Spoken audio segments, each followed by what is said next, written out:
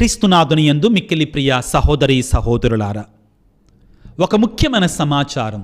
ప్రతి సంవత్సరం లాగానే 2026వ సంవత్సరంలో ఏప్రిల్ చివరి వారంలో స్కూల్స్కి సెలవులు వచ్చిన తర్వాత మరొకసారి నేను ఇస్రాయేల్ దేశాన్ని, హోలీ ల్యాండ్, పవిత్ర భూమిని సందర్శించటానికి ప్రయత్నాలు మొదలుపెట్టడం జరిగింది. ఎవరైనా కానీ రావాలి అనుకుంటే, మీ ఇష్టమై రావాలి అనుకుంటే వెంటనే నన్ను సంప్రదించండి. మొదటిగా అన్నిటికంటే ముందుగా మీరు సమకూర్చుకోవాల్సింది ఏమిటి అంటే పాస్పోర్ట్ని రెడీగా ఉంచుకోండి. ఆ పాస్పోర్ట్ పోయిన సంవత్సరం కూడా సుమారుగా ఒక 20 మందికి పైగా అయ్యో పాస్పోర్ట్ రెడీగా లేదు ఫాదర్ అని బాధపడ్డారు. కాబట్టి వెంటనే జనవరి నెల కల్లా మీరు పాస్పోర్ట్ని జనవరి ఫిబ్రవరి కల్లా ఎట్టి పరిస్థితులు వెంటనే ప్రాసెస్ మొదలుపెట్టుకోండి. కాబట్టి పాస్పోర్ట్ లేకుండా ఎవరు కూడా ఏం చేయలేరు. ఖర్చు కూడా సుమారుగా ఎంత అవుతుందో నేను ముందుగానే మీకు చెప్తున్నాను. 1,60,000, ఒక 5,000 అటు ఇటుగా అవుతుంది. 70,000 కావచ్చు, 55,000 కావచ్చు. 1,60,000 సుమారుగా ఖర్చు అవుతుంది. మీ చేతి ఖర్చులుగా ఒక 30,000 సుమారుగా 2 లక్షల చేతిలో పట్టుకోవాలి. కాబట్టి రావాలి అనుకున్నటువంటి వారు ముందుగానే సంప్రదించి మీ స్లాట్స్ని బుక్ చేసుకోవాల్సిందిగా మనవి చేస్తున్నాను. పితా పుత్ర పవిత్రాత్మ నామమున ఆమెన్. ప్రభునందు మిక్కిలి ప్రియ సహోదరి సహోదరులారా, ఆగమన కాలపు 4వ ఆదివార వాక్య పరిచర్యకి మిమ్మందరినీ ప్రేమతో ఆహ్వానిస్తున్నాను. మత్తయి శుభవార్త 1వ అధ్యాయము 18వ వచనము నుండి, యేసుక్రీస్తు పుట్టుక రీతి ఎట్టిదన ఆయన తల్లి అయిన మరియమ్మకు యోసేపుతో వివాహమైనది. కానీ వారిరువురును కాపురము చేయకముందే పవిత్రాత్మ ప్రభావం వలన మరియమ్మ గర్భము ధరించినది.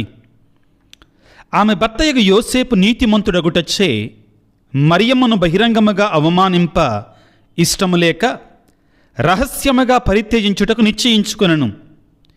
యోసేపు ఇట్లు తలంచుచుండగా ప్రభుదూత కలలో కనిపించి, దావీదు కుమారుడవగు యోసేపు, నీ భార్య అయిన మరియమ్మను స్వీకరించుటకు భయపడవలదు. ఏలయన ఆమె పవిత్రాత్మ ప్రభావమున గర్భము ధరించినది. ఆమె ఒక కుమారుని కనును, నీవు ఆయనకు యేసు అని పేరు పెట్టుము. ఏలయన ఆయన తన ప్రజలను వారి పాపముల నుండి రక్షించును అని చెప్పెను. ఇదిగో, కన్య గర్భము ధరించి ఒక కుమారుని కనును, ఆయనను ఇమ్మానుయేలు అని పిలిచెదరు అని ప్రవక్త మూలమున ప్రభువు పలికినది నెరవేరినట్లు ఇదంతయు సంభవించను. ఇమ్మానుయేలు అనగా దేవుడు మనతో ఉన్నాడు అని అర్థము. క్రీస్తునాథుని యందు మిక్కిలి ప్రియులకు సహోదరి సహోదరులారా, దేవుడే మానవుడై మన మధ్యలో జీవించటానికి సిద్ధపడినప్పుడు ఆయన రాకడను గురించి ప్రవక్తలు అనేకులు, దీర్ఘదర్శులు అనేకులు ప్రవచనాలను ప్రవచించారు. ఆయన రాకడను ముందుగానే ఎరిగించారు. ప్రజలను సిద్ధపరచటానికి స్వయముగా దేవుడే బాప్తిస్మ యోహాను లాంటి మహా గొప్ప ప్రవక్తని ఈ లోకానికి పంపించాడు. ఇవన్నీ చూస్తుంటే మనకి ఏమర్థమవుతున్నాయి? దేవుడే మానవుడ ఈ లోకానికి వచ్చినప్పుడు దేవుడు ముందుగానే ఆ రాకడని ఎరిగించాడు, మానవుడికి తెలియజేశాడు. మానవుడికి మనం గుర్తుంచుకోవాల్సింది ఏమిటి అంటే, ఎంత గొప్ప వ్యక్తి ఈ లోకానికి వస్తే అంతగా ముందుగా ఆయన గురించి ఎరుక చేయబడింది, ప్రవచించబడింది. ఉదాహరణకి, మీ గ్రామానికి ఒక వార్డు మెంబర్ వస్తున్నాడు అనుకోండి. ఆ రోజు ముందటి రోజు చెప్తారు, వార్డు మెంబర్ మీ ఏరియాకి వస్తున్నాడు, మీ ఇళ్ళకల్లో వస్తున్నాడని. అదే మీ ఏరియాకి ఒక ఎమ్మెల్యే వస్తున్నాడు అనుకోండి, ఒక వారం ముందే చెప్తారు. అలా ఇలా కాకుండా మీ గ్రామానికి, మీ ఏరియాకి ముఖ్యమంత్రి లాంటోడు వస్తున్నాడు అనుకోండి, నెల రోజుల ముందే చెప్పేస్తారు. ఇంకొక అడుగు ముందుకు వేసి మీ గ్రామానికి, మీ ఏరియాకి ప్రధానమంత్రి వస్తున్నాడు అనుకోండి, నెల రోజుల ముందు, 6 నెలల ముందు కూడా వీలైతే చెప్తారు. డిసెంబర్ నెలల 13, 14, 15 తారీఖులలో భారతదేశానికి ఒక గొప్ప వ్యక్తి వచ్చాడు. ఆయనే ఫుట్బాల్ మాంత్రికుడు లయనల్ మెస్సీ, అర్జెంటీనా నుండి. ఆయన రావటానికి ముందుగా ఒక వారం నుండే న్యూస్ పేపర్లలో, టీవీలలో, మీడియాలో విపరీతమైనటువంటి ప్రచారం జరిగింది. ఆయన ఆ గ్రౌండ్లో కొద్దిసేపు ఉన్నందుకే ఆ గ్రౌండ్లోకి వెళ్ళటానికి టికెట్లు కొనుక్కున్నారు. 3,000 నుంచి 10,000 రూపాయల ఖర్చు అయ్యే వరకు కూడా. ఆయన గ్రౌండ్లో ఉన్నంత వరకు కూడా కొన్ని లక్షల మంది, కొన్ని వేల మంది మెస్సీ మెస్సీ అని అరిచారు. ఆయనతో పాటు ఫోటో దిగటానికి, డైరెక్ట్గా ఫోటో దిగటానికి 10 లక్షల రూపాయల అక్షరాల హైదరాబాదులో ప్రియులారా. అది కూడా అందరికీ లేదు. నేను 10 లక్షలు ఇస్తా, నేను కూడా దిగుతానంటే కుదరదు. 100 మందికి మాత్రమే ఆ అవకాశం. ఏంటి, ఒక విలక్షణమైన వ్యక్తి, ఒక గొప్ప వ్యక్తి వస్తున్నాడు కాబట్టి హంగు, ఆర్భాటము, సిద్ధపాటు, పోలీసు వాళ్ళు, బందోబస్తు అంతా కూడా ముందుగానే అనౌన్స్మెంట్లు, ముందుగానే ప్రకటనలు, ముందుగానే హోర్డింగ్లు, ముందుగానే బ్యానర్లు, ఇవన్నీ కూడా సిద్ధపరిచారు, ప్రకటనలు చేశారు. నిజమే, ఆయన ఒక ఫుట్బాల్ మాంత్రికుడు. నిజమే, కాదంటలేదు. మన క్రికెట్లో ప్రియులారా ఎంతమంది కోహ్లీలు వచ్చినా కానీ, ఎంతమంది శర్మలు వచ్చినా కానీ, ఎంతమంది ధోనీలు వచ్చినా కానీ, సచిన్ టెండూల్కర్ యొక్క స్థానం సచిన్ టెండూల్కర్దే. టెన్నిస్లో ప్రియులకు దేవుని బిడ్డలారా ఎంతమంది నాడల్లో వచ్చినా కానీ, ఎంతమంది జోకోవిచ్లు వచ్చినా కానీ, ఎంతమంది అగస్సీలు వచ్చినా కానీ, ఫెదరర్ యొక్క స్థానం ఫెదరర్దే. అదేవిధంగా మెస్సీ కూడా ఫుట్బాల్కి సచిన్ టెండూల్కర్ లాంటి వాడు. కాబట్టి ఆయన వస్తుంటే ప్రజలంతగా మీడియాలో ప్రచారం చేశారు, ముందుగానే తెలియజేశారు, సిద్ధపడ్డారు పిల్లారా. హంగు ఆర్భాటాలు ఏర్పాటు చేశారు. అయితే ఈ మెస్సీ జీవితం అంతా కూడా మరియ తల్లి యొక్క అద్భుతాలతో ముడిపడి ఉంది. దాని గురించి నేను మరొక వీడియోలో నేను మీకు తెలియజేస్తాను. నేను ఒక పరమ భక్తుడు మరియ తల్లికి, దాని గురించి నేను మరొక వీడియోలో చెప్తాను. ఈనాటి అంశం ప్రియులారా, ఇదిగో ఒక గొప్ప వ్యక్తి రానున్నప్పుడు ఏ విధముగా సిద్ధపడతారు, ఏ విధముగా తెలియజేస్తారు, ఏ విధముగా ఆయన రాకడ కొరకై వ్యక్తులు తమను తాము సిద్ధపరచుకుంటారు, ఆయన గురించి ఏ విధంగా ఎరుకపరచబడుతుంది. ఒక మెస్సీ భారతదేశానికి వస్తేనే, ఒక మానవ మాతృడు భారతదేశానికి వస్తేనే, ఒక ఫుట్బాల్లో ఒక ఘనత సాధించినటువంటి ఒక ఆటగాడు భారతదేశానికి వస్తేనే, అంత సిద్ధపాటు, అంత ముందుగానే ఎరుకపరిస్తే, సృష్టికర్తే, దేవాది దేవుడే మానవుడై ఈ లోకానికి వస్తుంటే ఆయన గురించి ఇంకా ఎంతగా మానవాళికి తెలియజేయబడింది. ఇది ఈరోజు మన ప్రశ్న. ప్రియులారా, ఈనాటి వాక్యమంతా కూడా కొంచెం ఎక్కువ వాక్యాలతోనూ ఆధారాలతోనూ లోతుగా ఉంటుంది. శ్రద్ధగా మనసు పెట్టి వినడానికి ప్రయత్నం చేయండి. ప్రియులారా, క్రీస్తు ప్రభువు మెస్సయ్య, ఇమ్మానుయేలు, యేసునాథుడు ఈ లోకానికి వచ్చినప్పుడు ఆయన రాకడకు ముందు కొన్ని వందల వేల సంవత్సరాల క్రితమే ఆయన రాకడ గురించి ప్రవచనాలు ప్రవచించాయి, గ్రంథాలు ఘోషించాయి, వెలుగెత్తి చాటాయి. దానిని గురించి ప్రియులారా ఈ రోజున పౌలు గారు రోమాపత్రికలో ఈ విధంగా పలుకుతున్నాడు. ఏమంటున్నాడు? పౌలు రోమీయులకు రాసినటువంటి లేఖ 1వ అధ్యాయం 2వ వచనములో, తన కుమారుని గూర్చిన ఈ సువార్తను ముందుగా దేవుడు తన ప్రవక్తల ద్వారా పరిశుద్ధ లేఖనముల యందు వాగ్దానము చేసి ఉండెను. తన కుమారుని గుర్చినట్టు ఈ సువార్త, ఏ సువార్త? ఆయన రావటమే మనకొక సువార్త, ఆయన రాకడే, ఆయన యొక్క ఆగమనమే మనకొక సువార్త. ఇదిగో ఆయన రాకడను గురించిన సువార్తని, ఆయన రాకడను గురించినటువంటి ఆ మంచి వార్తని ప్రియులారా పరలోక తండ్రి అట ప్రవక్తల ద్వారా, ప్రవచనాల ద్వారా, లేఖనాల యందు ముందుగానే తెలియజేశాడు. అవును, సిద్ధపరిచాడు. ఏమంటారు పౌలు గారు? రోమపత్రిక 1:2 తన కుమారుని గూర్చిన ఈ సువార్తని ముందుగానే దేవుడు తన ప్రవక్తల ద్వారా పరిశుద్ధ లేఖనములందు వాగ్దానము చేసి ఉన్నాడు. ప్రియులారా, ఇప్పుడు మనం కొన్ని నిమిషాల పాటు దేవుడు ఏ విధముగా తన కుమారుని యొక్క రాకడ గురించి సిద్ధపరిచాడు ప్రజలకు ఏ విధముగా తన కుమారుని యొక్క రాకడ గురించి ఎరుకపరిచాడు. కొన్ని దినాలలో మనం క్రిస్మస్ పండుగ జరుపుకోబోతున్నాం.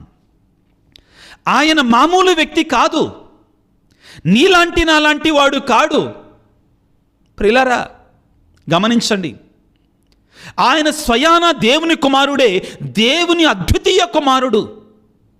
యోహాను సువార్త 3:16 దేవుడు లోకమును ఎంతో ప్రేమించి తన అద్వితీయ కుమారుని మనకు ప్రసాదించాడు.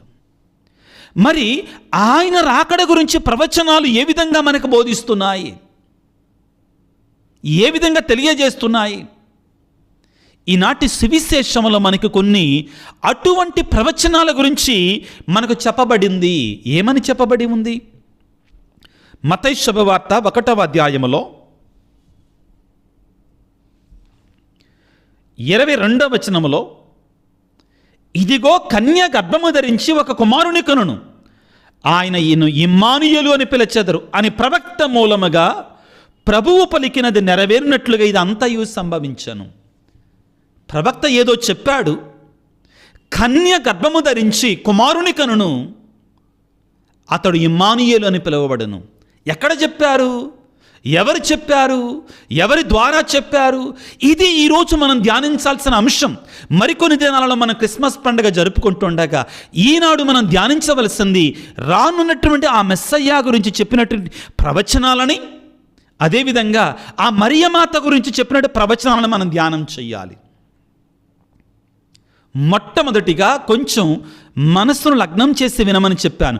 మొట్టమొదటిగా ప్రియులారా, ఈ మెస్సయ్య రాకడ గురించి ఆదిలోనే, సృష్టి ప్రారంభములోనే చెప్పబడింది. ఆదికాండము 3:3 ఆది మానవుడు ఆది ఏవమ్మ పాపము చేసిన తర్వాత అవ్వాదాములు దేవుడు సాతానుతో మాట్లాడుతున్నాడు. సాతానుకు ఒక సవాలు విసురుతున్నాడు. సాతానుకు ఒక సత్యాన్ని తెలియజేస్తున్నాడు. ఏమిటో విందాం ప్రియులారా. ఆదికాండం 3:15 నీకును స్త్రీకిని, ఇక్కడ నీకు అంటే ఎవరికి? సైతానుతో మాట్లాడుతున్నాడు. సాతాను నీకును స్త్రీకిని, నీ సంతతికిని, స్త్రీ సంతతికిని తీరని వైరము కలుగును. ఆమె సంతతి వారు నీ తల చితకదొక్కుదురు, నీవేమో వారి మడమలు కరుతువు. ఇక్కడ కొంచెం మనం లోతుగా ధ్యానం చేయాలి ప్రియులారా. సహజంగా బైబిల్ గ్రంథంలో వారసత్వాన్ని గురించి మాట్లాడినప్పుడు, హెరిడిటరీ గురించి మాట్లాడినప్పుడు ఎప్పుడు తండ్రినే మొదటిగా ఉంచుతారు. అవునా కదా? అబ్రహాము కుమారుడు ఇస్సాకు, ఇస్సాకు కుమారుడు యాకోబు, యాకోబు కుమారుడు యూదా, యోసేపు, 12 మంది గోత్రికులు ఉంటారు పిల్లారా. ఈశాయి కుమారుడు దావీదు. ఈ విధంగా తండ్రి యొక్క వారసత్వాన్ని మనకు చూపిస్తారు. కానీ ఆశ్చర్యం ఏంటంటే ఆదిలో స్వయముగా దేవుడు సైతానుతో మాట్లాడుతున్నప్పుడు పిల్లారా, ఆదాముకు చెప్పకుండా, ఆదాము సంతతి గురించి మాట్లాడకుండా ఏవమ్మ సంతతి గురించి మాట్లాడుతున్నారు. అదేవిధంగా ఇక్కడ ఆ ఏవమ్మకు పుట్టబోయేటి సంతతికి సైతానుకి మధ్య ఉన్నటువంటి వైరం గురించి మాత్రమే కాకుండా స్త్రీకి సైతానుకి మధ్య ఉన్న వైరాన్ని గురించి కూడా మాట్లాడుతున్నాడు. కాబట్టి ప్రియులారా, ప్రారంభములోనే దేవుని యొక్క ప్రవచనాన్ని, సృష్టి ప్రారంభములోనే దేవుడు చెప్పిన మాటలను మనం ధ్యానం చేసుకోవాలి. ఏమిటి?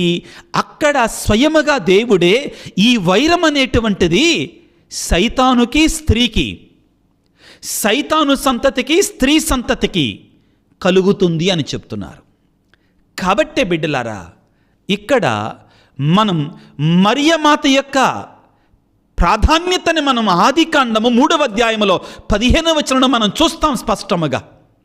ఎందుకనంటే దేవుడు బైబిల్ గ్రంథంలో చెప్పినట్లుగా వంశపారంపర్యంగా ఇప్పుడే చెప్పినట్లుగా వంశపారంపర్యతను చూసినప్పుడు అబ్రహాము కుమారుడు ఇస్సాకు, ఇస్సాకు కుమారుడు యాకోబు అని చెప్పాలి కదా. కానీ ఇక్కడ తల్లికి ప్రాధాన్యతనిస్తున్నాడు, ఏవమ్మకు ప్రాధాన్యతనిస్తున్నాడు, స్త్రీకి ప్రాధాన్యతనిస్తున్నాడు. అంటే ఇది దేనిని చూపిస్తుంది, ఎవరిని చూపిస్తుంది? తన కుమారుడు ఈ లోకానికి వచ్చినప్పుడు, యేసు ప్రభు ఈ లోకానికి వచ్చినప్పుడు మరియ తల్లిని దేవుడు ఆదిలోనే ఎన్నుకున్నాడు. దేవునికి తలపులలో మరియ తల్లి ఆదిలోనే ఉన్నది అని చెప్పటానికి ఇది నిదర్శనం. ఆ తరువాత ఏమంటారంటే, ఆమె సంతతి వారు నీ తలను చితకదొక్కుదురు, నీవేమో వారి మడమలు కరుతువు అని చెప్పబడి ఉంది. ఏమిటిక్కడ? ఎవరు సాతానిక తలను చితకదొక్కారు? ఎవరి సంతతి వారు సాతానిక తలను చితకదొక్కారు? ఏ స్త్రీ సంతతి సాతానిక తలను చితకదొక్కింది? మరియ తల్లి అనేటువంటి మరియ యొక్క సంతానం సాతానిక తలని సిలువలో మరణము ద్వారా చితకదొక్కారు. పౌలు గారు ఏమంటారంటే, మరణమా నీ విజయం ఎక్కడా? మరణపు కోరలు పీకి వేశాడు యేసయ్య. ఆ తర్వాత ఏమంటుంది? నీవేమో వారి మడమల కరుతువు అని ఉంది. శ్రమ, సిలువ శ్రమల గురించి మాట్లాడుతున్నారు. కాబట్టి ప్రియులారా, ప్రభు యొక్క రాకడ గురించి ఆదిలోనే స్వయముగా దేవుడు ఏవమ్మ ద్వారా సాతానుకు చెప్పినట్టు మాటల ద్వారా ఇది ఒక సవాలు. పరలోక తండ్రి సాతానుకు విసినటి సవాలు ఏమిటి? ఇదిగో రాబోతున్నాడు మెస్సయ్య. ఆయన ఒక స్త్రీ సంతతి ద్వారా, మరియ తల్లి ద్వారా, రెండవ ఏవ మొదటి ఏవ అవిధేయత ద్వారా పాపము కట్టుకుంటే దేవుని యొక్క దీవెన కోల్పోతే రెండవ ఏవైనటువంటి విధేయత ద్వారా క్రీస్తు ప్రభుని లోకానికి తెచ్చింది. స్త్రీలందరిలో ధన్యురాలుగా మారింది. అదిగో ఆ స్త్రీ గురించి ఈరోజు మత్తయి శుభవార్త 1వ అధ్యాయం ప్రియులారా 22వ వచనంలో మనం చదువుకుంటున్నాం. కన్య గర్భము ధరించి కుమారుని కనును, అతనికి ఇమ్మానుయేలు అని పేరు పెడతారు. ప్రియులారా, ప్రభు యొక్క రాకడ గురించి ప్రవచనాలు ఆది నుండి కూడా ఉన్నాయి. ఆ తర్వాత కొన్ని వాక్యాలు మీకు త్వరగా చదివి వినిపించటానికి ప్రయత్నం చేస్తాను ప్రియులారా. ఆదికాండం 12వ అధ్యాయం 3వ వచనంలో దేవుడు అబ్రహాముతో పలుకుతున్నాడు. ఏమని పలుకుతున్నాడు? నేను నీ ద్వారా సమస్త ప్రజలను దీవించబోతున్నాడు. అబ్రహాము సంతతి ద్వారా. దేవుని యొక్క ప్రవచనం ఇంకా కొంచెం స్పష్టతతో ముందుకు వస్తుంది. మొదట స్త్రీ సంతతి అని చెప్పారు. స్త్రీ సంతతి అంటే ఎవరి సంతతి అయినా కావచ్చు. నిదానంగా అబ్రహాము వంశములో పుట్టబోయేటువంటి వాడు, అబ్రహాము నుండి వచ్చినట్టు ఆ బీజము ఇదిగో సకల మానవాళికుడు దీవెనగా మారబోతుంది. ఈ అబ్రహాము కుమారుడు ఎవరు? ఇస్సాకు. ఇస్సాకు కుమారుడు యాకోబుకి మరి 12 మంది కుమారులు ఉన్నారు కదా. ఎవరు మరి వారిలో అంటే ప్రియులారా, ఆదికాండము 19వ అధ్యాయం 10వ వచనంలో ఏమని పలుకుతారంటే, రాజదండమును యూదాను దాటిపోదు అని రాయబడి ఉంటుంది. ఈ 12 మంది కుమారులలో కూడా ఇప్పుడు ఇంకా కొంచెం దగ్గరకు వస్తుంది. ఎవరి ద్వారా రాజదండం ఎవరి వద్ద ఉంటుంది? యూదా వద్ద ఉంటుంది. యూదా గోత్రములో ఉంటుంది. యూదా గోత్రములో ఉంటుంది. ఇంకా కొంచెం ముందుకు వెళదాం పిల్లరా. నేను ముందుగానే చెప్పాను, కొంచెం ఓపికగా వినాలి. ఒక్కటి మిస్ అయినా కానీ మీ కనెక్షన్ పోతుందండి. కనెక్షన్ పోయిన తర్వాత అర్థం కాదు పిల్లరా. దేవుడు పౌలు గారు రోమపత్రిక 1వ అధ్యాయం 2వ వచనంలో పలికినట్లుగా ప్రవక్తల ప్రవచనాల ద్వారా దేవుడు ఎరుకపరిచాడు. ఆది నుండి కూడా ఎలాగా?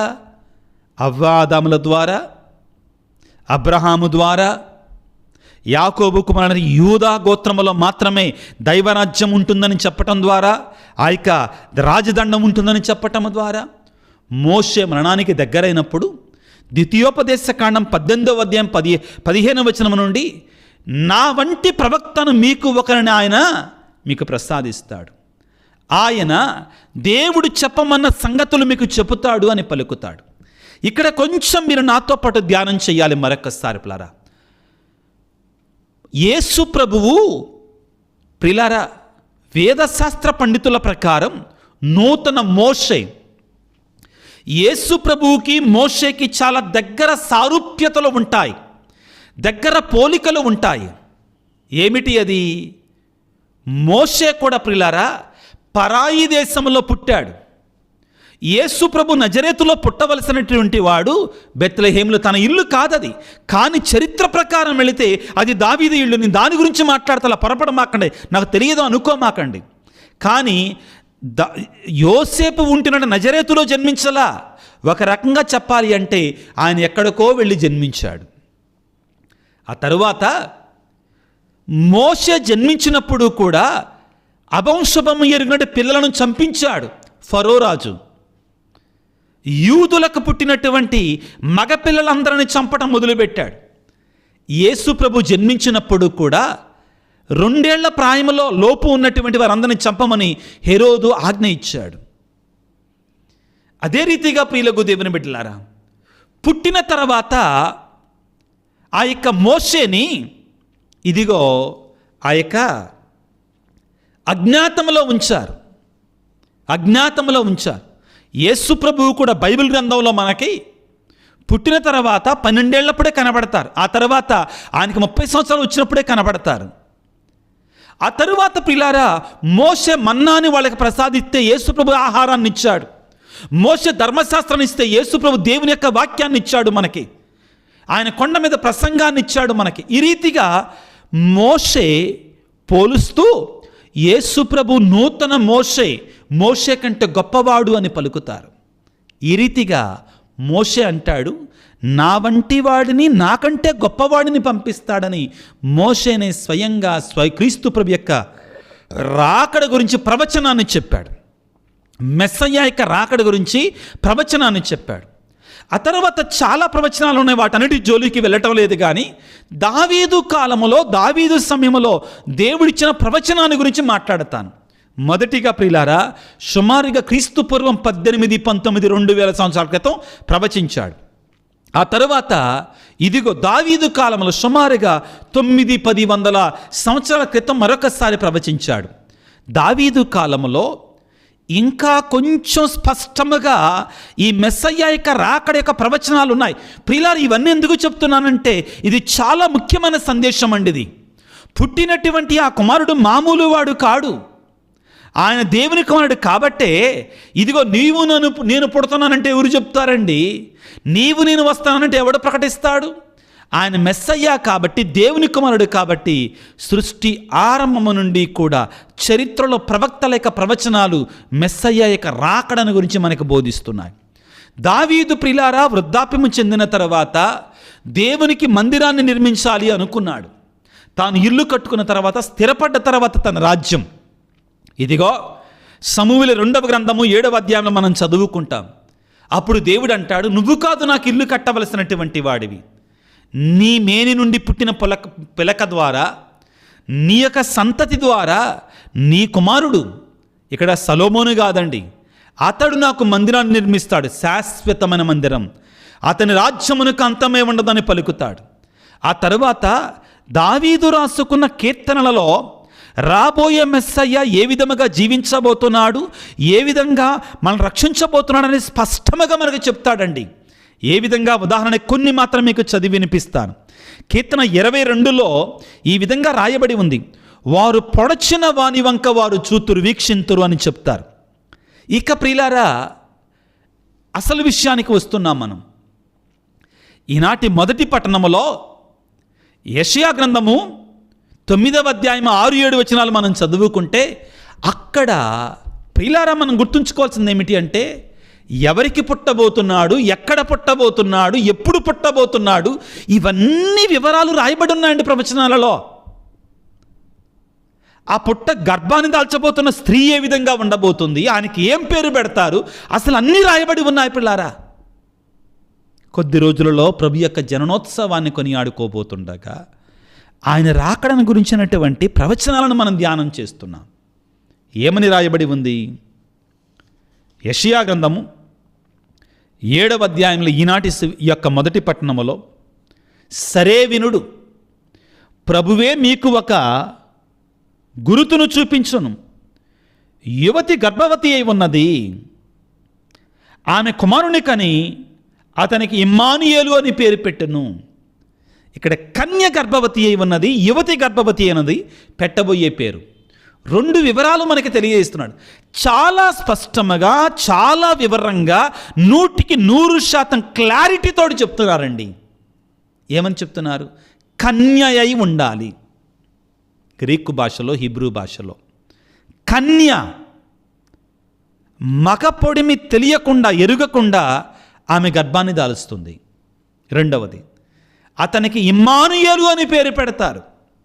చాలా స్పష్టత వచ్చింది. ఇప్పుడు ఇదిగో అదే యెషయా గ్రంథము 9వ అధ్యాయము 2వ వచనం నుంచి మనం చదువుకుంటే, చీకటిలో నడుచు ప్రజలు గొప్ప వెలుగుగాంచరి, దట్టమైన నీడలు కమ్మిన తావున వసించు ప్రజల మీద జ్యోతి ప్రకాశించను. ఆ తరువాత 6వ వచనంలో, మనకొక శిశువు జన్మించను, మనమొక కుమారుని బడసితమి, అతడు రాజ్యభారమును వహించును. అతడు ఎలాగా ఉంటారు? వండర్ఫుల్ కౌన్సిలర్, ఆశ్చర్యకరుడైన సలహాదారుడు, బలాఢ్యుడైన దేవుడు, శాశ్వతుడైన జనకుడు, శాంతికరుడైన రాజు. ఆ విధంగా ఉండబోతున్నాడు. ప్రియులారా, యెషయా గ్రంథము 7వ అధ్యాయం 14వ వచనంలో యువతి గర్భవతి అయి, కన్య గర్భవతి అయి ఉన్నది, ఆమె కుమారుని కనును, అతనికి ఇమ్మానుయేలు అని పేరు పెడతారు. ఎవరి గురించి మాట్లాడింది అది? రాబోయే మెస్సయ్యా గురించి, మరియ మాతను గురించి ప్రవచించిన ప్రవచనం. ఇంకా ప్రియులకు దేవుని బిడ్డలారా, యెషయా గ్రంథంలోనే చాలా ప్రవచనాలు ఉన్నాయి. వాటి జోలికి నేను వెళ్ళటం లేదు. కానీ ఎక్కడ పుట్టబోతున్నాడు? మీకా గ్రంథములో 5వ అధ్యాయములో 2వ వచనం ఈ విధంగా పలుకుతుంది. బెత్లెహేము ఎఫ్రాత, నీవు యూదా నగరంలో మిక్కిలి చిన్నదానవు, కానీ ఇశ్రాయేలు పాలకుడు నీ నుండి ఉద్భవించును, అతని వంశము పురాతన కాలమునకు చెందినది.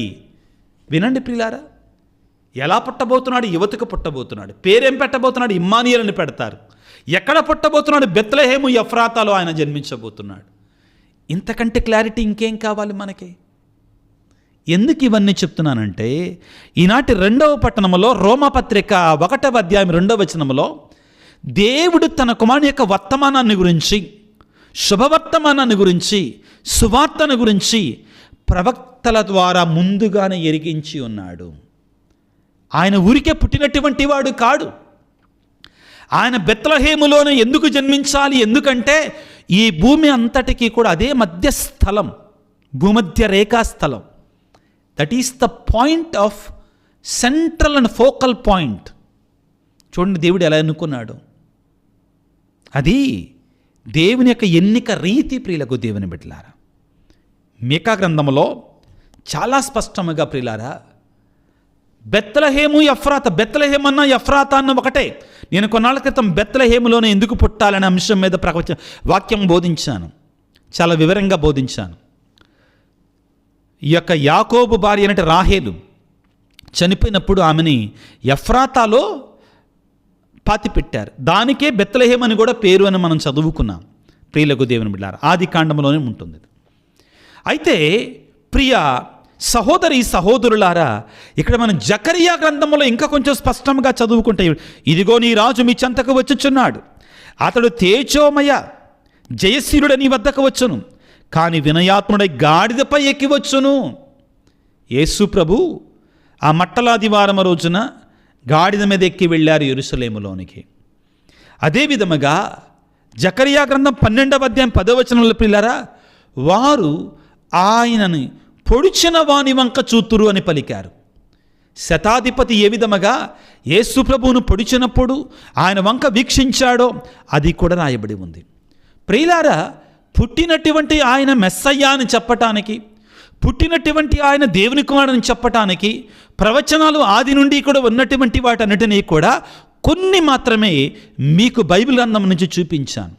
కారణం ఏమిటి అంటే, రేపో ఎల్లుండో మనం క్రిస్మస్ పండుగని జరుపుకోబోతుండగా ఈ పుట్టినటువంటి ఈ మెస్సయ్య, ఈ దేవుని కుమారుడు అనేటువంటి ఆయన యొక్క సిద్ధపాటు ఇప్పుడుదప్పుడుది కాదు. కారణం ఏమిటి అంటే, ఆయన నిజముగా దేవుని కుమారుడు కాబట్టి ప్రవక్తల యొక్క ప్రవచనాలు ఆది నుండి కూడా చెప్పబడ్డాయి. ఇప్పుడు మనం ప్రియులారా ఈనాటి సువిశేషాన్ని ఆత్మీయంగా ధ్యానం చేసుకోవాలి. యేసుక్రీస్తు యొక్క పుట్టుక రీతి ఎటువంటిదటండి? మత్తయి శుభవార్త 1వ అధ్యాయం 18వ వచనము, యేసుక్రీస్తు పుట్టుక రీతి ఎట్టిదన ఆయన తల్లి అయిన మరియమ్మకు యోసేపుతో వివాహమైనది. ఇక్కడ వివాహమైనది అంటే నిశ్చితార్థమైనది. మనకి లేవియ కాండములో కొన్ని రూల్స్ ఉంటాయండి. ఏమిటి? ఒక వ్యక్తి ఒక కన్యతో నిశ్చితార్థం జరిగిన తర్వాత అది ఒక పవిత్రమైన కార్యముగా పరిగణించబడాలి. ఆ అమ్మాయిక ఈమెకు ఇతరుని వివాహం ఆడినట్లే, కానీ శారీరకముగా మాత్రం కూడకూడదు ఎట్టి పరిస్థితుల్లో కూడా, వివాహం అయ్యే వరకు కూడా. ఒకవేళ ఆ విధంగా కూడితే రాళ్లతో కొట్టి చంపాలి. గుర్తుపెట్టుకోండి ఇది. అయితే నిశ్చితార్థం జరిగింది. నిశ్చితార్థం అంటే వివాహంతో సమానమే, కానీ వారిరువురు ఒకచోట జీవించరు. కానీ వారిరువురు కాపురము చేయకముందే పవిత్రాత్మ ప్రభావం వలన మరియమ్మ గర్భము ధరించినది. ఆమె భర్తకు యోసేపు నీతిమంతుడు గడిచే మరియమ్మను బహిరంగముగా అవమానింప ఇష్టము లేక రహస్యముగా పరిత్యజించుటకు నిశ్చయించుకొనెను. ఇక్కడ మనం గమనించాల్సింది ఏమిటి అంటే, యోసేపు దావీదు వంశస్థుడు. యోసేపు దావీదు వంశస్థుడు. పిల్లారా, ఇక్కడ వాక్యాన్ని చదువుకుంటే,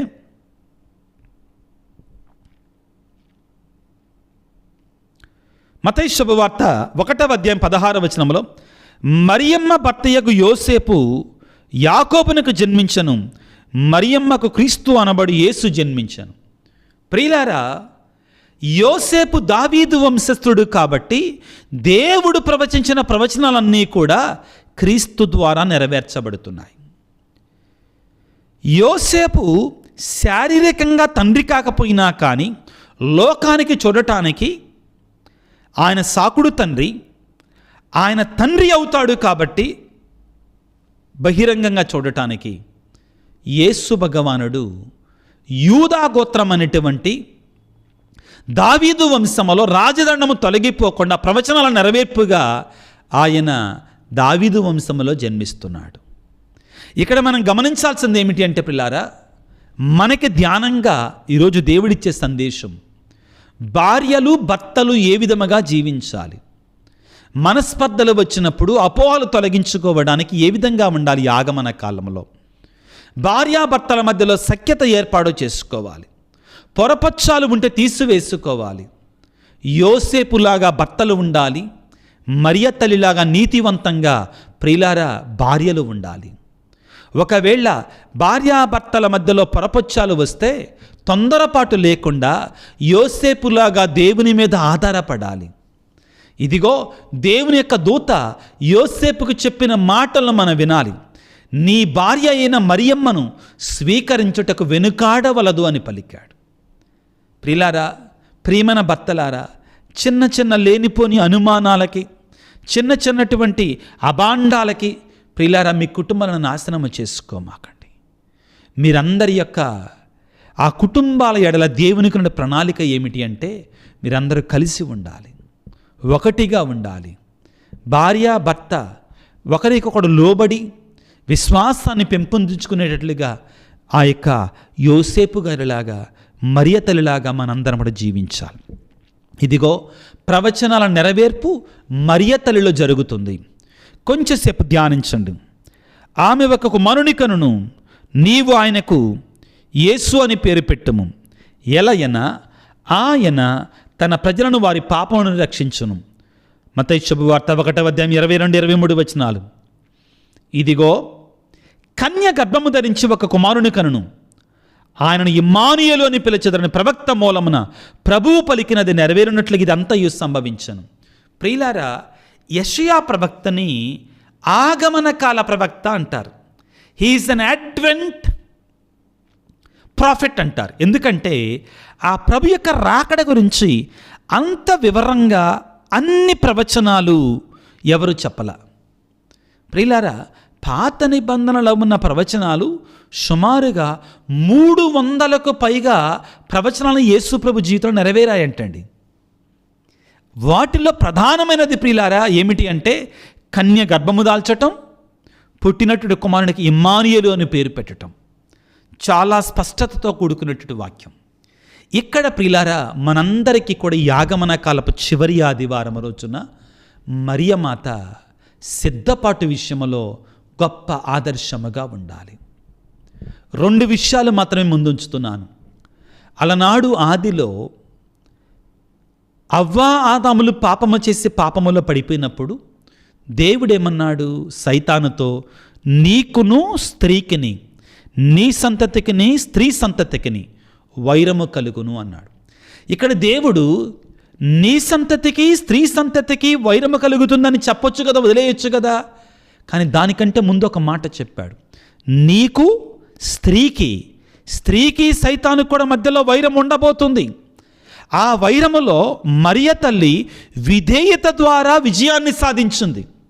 కాబట్టి మనము కొన్ని చోట్ల మరియ తల్లి సైతాను తలని తొక్కటం మనం చూస్తాం ప్రియులారా. ఇది దేవుని యొక్క ప్రణాళిక, దేవుని యొక్క చిత్తం. సాతానుతో ఏమంటున్నాడు, నీ సంతతికి స్త్రీ సంతతికి వైరము కలుగుతుంది అంటలా, అది అన్నాడు. దానికంటే ముందుగా ఏమన్నాడు, నీకును స్త్రీకి కూడా వైరము కలుగుతుంది అన్నాడు. తద్వారా దేవుని యొక్క తలపులలో మరియమాత ఆదిలోనే ఉంది. దీన్ని మనం గుర్తించాలి. ఇది దేవుని యొక్క ఏర్పాటు. కాబట్టే మరియ తల్లిని మనం గౌరవించాలి. ఆమె ఎస్ ద్వారా ఆమె అవును జరుగునుగాక, నీ చిత్తము చొప్పున జరుగునుగాక అని పలకటము ద్వారా మనకి రక్షణ వచ్చింది. ఇది ప్రవచనాల నెరవేర్పు. ఆదిలోనే చాలా స్పష్టంగా నీకును స్త్రీకిని అని చెప్పటము ద్వారా రానున్నటువంటి మరియా అనే స్త్రీ యొక్క ఆ తల్లిని దేవుడు తలపుల్లో ఉంచుకున్నాడు. అదేవిధంగా నీ సంతతికి స్త్రీ సంతతికి నీవు వారి మడమల కరుతువు, వారు నీ తలను చితకదొక్కి చంపివేస్తారు. యేసు ప్రభు సిలువలో ఉండగా సైతానుడు శ్రమల ద్వారా యేసయ్యను కరవటానికి ప్రయత్నం చేశాడు. కానీ యేసయ్య సాతానిక కోరలు పీకివేసి చంపివేశాడు. ప్రియులకు దేవుని బిడ్డలారా, మరియమాత ఈ విషయంలో మనందరి కూడా గొప్ప ఆదర్శం. కాబట్టే యెషయా గ్రంథము 7వ అధ్యాయం 14వ వచనంలో ఈ రోజున మరియమాతను గుర్చిన ప్రవచనం, కన్య గర్భము ధరించి కుమారుని కనును, అతనికి ఇమ్మానుయేలు అని పేరు పెట్టారు. అప్పుడు అక్కడ ఆ కన్య గురించి ఎందుకు మాట్లాడాలండి? అది లేకుండా ప్రభు గురించే మాట్లాడొచ్చు కదా, కుమారుడు జన్మిస్తాడు అనొచ్చు కదా. కానీ ఆ మరియ తల్లి యొక్క ప్రాధాన్యత మరచిపోలేదండి. మరియ తల్లి యొక్క ప్రాధాన్యత బైబిల్ గ్రంథం ఎప్పుడు మరచిపోలా, ప్రవచనాలు మరచిపోలా. కాబట్టే బిడ్డలారా, ఆ ప్రవచనాలకు నెరవేర్పే మరియ తల్లి యొక్క నీ చిత్తము చొప్పున నాకు జరుగునుగాక. ఈ ఆగమన కాలంలో ప్రియులారా 3 వాక్యాలు చెప్పి మీకు ముగిస్తాను. మొదటిది ఆదికాండం 3వ అధ్యాయం 15వ వచనంలో, నీ సంతతికి స్త్రీ సంతతికి వైరము కలుగును, నీకును స్త్రీకిని వైరము కలుగును. తర్వాత రెండవది ఈనాటి మొదటి పట్టణం యెషయా గ్రంథం 7:14, కన్య గర్భము ధరించి యువతి గర్భము ధరించి కుమారుని కనును. యువతి కన్య ఎవరు? ఆవిడ మరియ తల్లి. ఇదిగో మత్తయి శుభవార్త 1వ అధ్యాయము ఈరోజు మనం చదువుకున్న వాక్యములో 21వ వచనములో, ఆమె ఒక కుమారుని కనును, అతనికి యేసు అని నువ్వు పేరు పెట్టాలి. ఆమె పరిశుద్ధాత్మ ద్వారా కుమారుని కంటుంది. లూకాసు వార్త 1వ అధ్యాయం 36, 38 వచనాలలో, ప్రియులారా, నేను ప్రభువు దాస్తురాలను, నీ మాట చొప్పున నాకు జరుగునుగాక, నేను పురుషుని గరుగును కదా, ఇది ఎట్లు జరుగును? కన్య గర్భము ధరిస్తుంది. ఇదిగో ఆ కన్య ద్వారా పుట్టబోయే కుమారుడే లోకరక్షకుడు. ఆయన కొరకే మనందరూ కూడా ఎదురు చూస్తున్నాం. ప్రియులారా, ఈ చివరి వారములో మనం మరియమాతను జ్ఞాపకం చేసుకుంటున్నాం. మరియమాత ఆ బెత్లెహేము నగరంలో ప్రవేశిస్తుండగా 1000 కళ్ళతో తనకు జన్మించబోయేట కుమారుని కొరకు ఎదురు చూసింది. ఆత్మీయంగా సిద్ధపడింది. ఈ ప్రయాసలో దేవుని కుమారుని ఈ లోకానికి ఇచ్చేటి ప్రయాసలో ఎన్ని శ్రమలు ఎదురైనా, ఎన్ని కష్టాలు ఎదురైనా, ఎన్ని సవాళ్ళు ఎదురైనా కానీ మౌనంగా భరించిందే కానీ నేను చెయ్యను అని చెప్పాల. దేవుని చిత్తానికి లోబడి జీవించింది. ఈ చివరి ఆగమన కాలపు ఆదివారాన్ని మనం కొనియాడుకుంటుండగా దేవుని మనం ప్రార్థన చేసుకుందాం. దేవా, ఏ రీతిగా మరియ తల్లి నీ కుమారుని యొక్క రాకడ కొరకే సహకరించిందో, సిద్ధపడిందో, యోసేపు గారు ఏ విధంగా సిద్ధపడ్డారో అదేవిధముగా మేము కూడా మా జీవితంలో నీ రాక కొరకై, నీ కుమారుని యొక్క రాక కొరకై సిద్ధపడే విధముగా మా హృదయాలను ఖాళీ చేసుకొని, శుభ్రపరచుకొని, శుద్ధి గావించుకొని మా హృదయాలలోనికి ఆహ్వానించుకునేలాగున నన్ను మమ్మ అందరిని కూడా దీవించమని తలలు వంచి ప్రార్థన చేసుకుందాం. సర్వశక్తిమంతుడా, సర్వోన్నతుడా, ప్రేమామయుడా, కన్య గర్భము ధరించి కుమారుని కనును, అతనికి ఇమ్మానుయేలు అని పేరిడుదురు అని పలికారు. అవును ప్రభువా, ప్రవక్తల యొక్క ప్రవచనాల నెరవేర్పునకు నిదర్శనముగా కన్య అయిన మరియమాత ద్వారా ఇమ్మానుయేలు దేవుని మాకు ప్రసాదించారు. మీకు స్తోత్రాలు, వందనాలు. నీ రాకడ అతి చేరువలో ఉండగా, నీ రాకడ కొరకై మరికొద్ది దినాలే ఉండగా ప్రభువా, మేమందరము కూడా యోసేపు వలె నీ ఆజ్ఞలకు లోబడి, మరియ తల్లి వలె నీ చిత్తానికి లోబడి, నీ రాకడ కొరకే మా హృదయాలను శుద్ధి చేసుకొని సిద్ధపడులాగా మమ్మ దీవించండి ప్రభుగా. నీ వాక్యాన్ని విశ్వసించే బిడ్డలాగా మమ్మ దీవించండి నాయన. ప్రభువా, ఈ కొద్ది దినాలను సద్వినియోగం చేసుకుని ప్రభుగా, మరియ తల్లి ఏ విధముగానైతే 1000 కళ్ళతో నీ యొక్క రాకడ కొరకు ఎదురు చూసిందో, మేము కూడా అదేవిధంగా సిద్ధపడిన మనసులతో పాపాలను తీసివేసుకొని నీ రాకడ కొరకే సిద్ధపడిలాగా మమ్మందరిని దీవించమని, ఆశీర్వదించమని. ఓ ప్రభువా, అనారోగ్యముతో బాధపడుతున్న బిడ్డలను ప్రభు నీ గాయపడిన హస్తాలతో దీవించండి, స్వస్థపరచండి. ఓ యేసు రాజా, కుటుంబాలలో శాంతిని, సమాధానం దయచేయండి ప్రభుగా.